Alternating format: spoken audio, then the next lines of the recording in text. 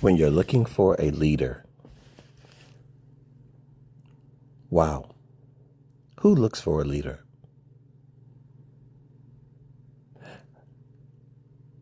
If you want to win a football game or a basketball game or a soccer match, you're looking for the captain of the team. Who will be the captain of the team? If you're going into battle, a great war, you're looking for your best fighter, your most inspirational fighter, the one who gets everybody revved up, the one who has the ability to get people out of the stand and get them on the field in charge. And you're looking for a leader, the one that's the leader of the pack. Charge! And everyone runs with them.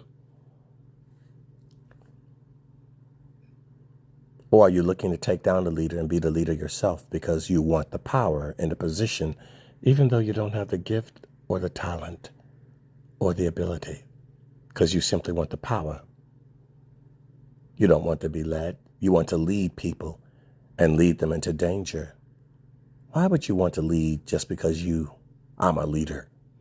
A leader never leads where he does not know. A leader never leads if he hasn't first learned how to be a follower.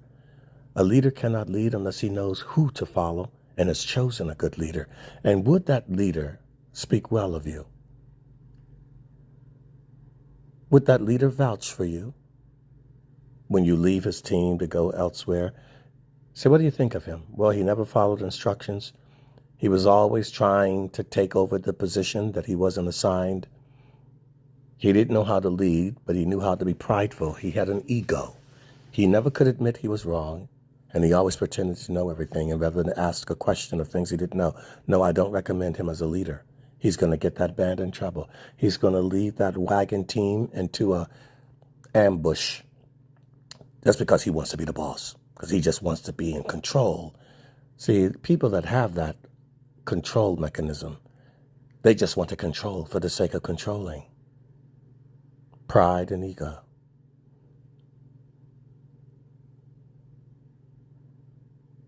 Are you willing to say, you should be the leader? I really don't know what I'm talking about. I really don't have the gift and the love of the people. I'm not willing to sacrifice myself for the whole caravan. You should be the leader. The Bible talks about the submission to authority. People who are not jealous of the leader, jealous in the feminist movement, jealous that you're not born a man, jealous of the patriarchy. What is this? Jealous? It is a blessing to have a leader. Why are the women so against submitting to their husbands? Would your children be against submitting to their parents? Should the children not submit to their parents? Are you not the leader of your children? And would your children say, well, why should I listen to you? You don't listen to dad.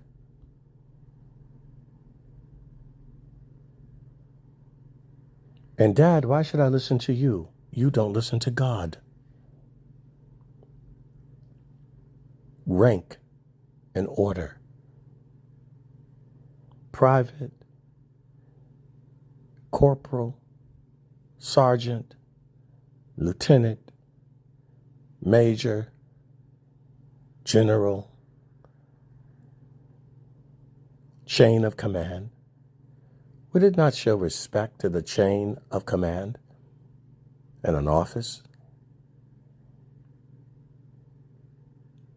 The shift manager or the team leader, the supervisor or the regional director, the vice president or the president himself of your company, chain of command. And yet, you're not looking for the leader. So many of you will marry people who do not want to be led, and many of you will marry men who you were looking to lead yourself.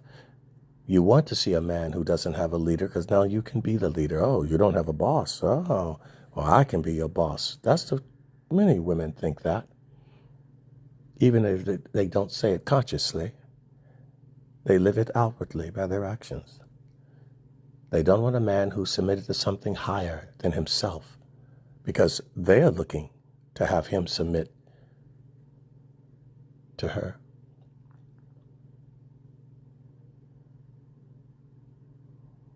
Not looking for a man who loves God more than you. You're looking for a man who will love you more than God. And many people are looking to be God in other people's lives, not looking for people who are submitted equally to God and God's chain of command. When I was little, I remember occasionally my father would leave the house and he would leave me in charge. I wasn't even the oldest, but he would leave me in charge because he thought I had the most integrity. So he would leave me in charge. Not every time, but sometimes. And there were other times when my sister was alive. We talked about it quite a bit. My sister was left in charge. Why? She had the most integrity. She was the oldest. She was fair. She was just. She was decent. My older brother, not so much.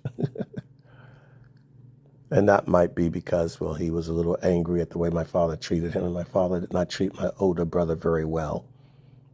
So I don't really blame my older brother. I think my older brother had to endure a lot more. So he was not left in charge. He had too much he was dealing with himself over the treatment that my father gave him. So I understood that. But between my oldest sibling, my oldest sister, and myself, my father seemed to recognize that we had more character in that regard, that he could trust.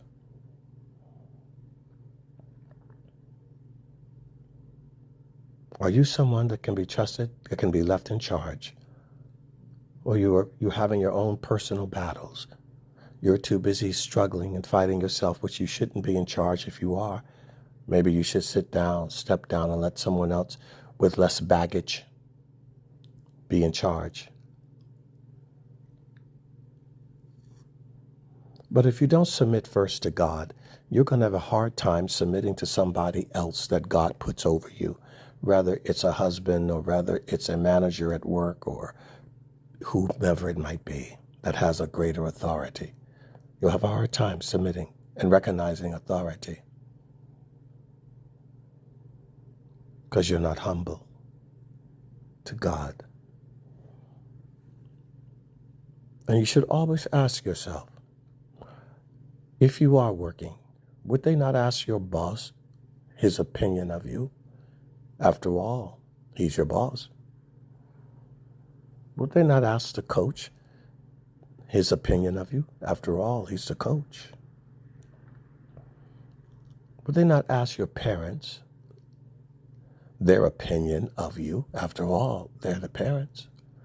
And the Bible says, obey those who have spiritual authority over you, who have leadership over you, as it says with the parents, as it does with God, as it does with even the ministers that God sends to you. But you rebel like children rebelling against their mother and father, like a woman rebelling against her husband. You rebel against any of the authorities that God has set in place, and you hide. You really hide from your parents, or you hide from your mentors, you hide from your teachers, you hide from your leaders.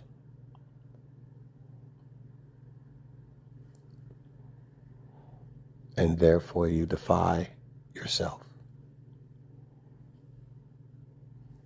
The Lord will test us in this world.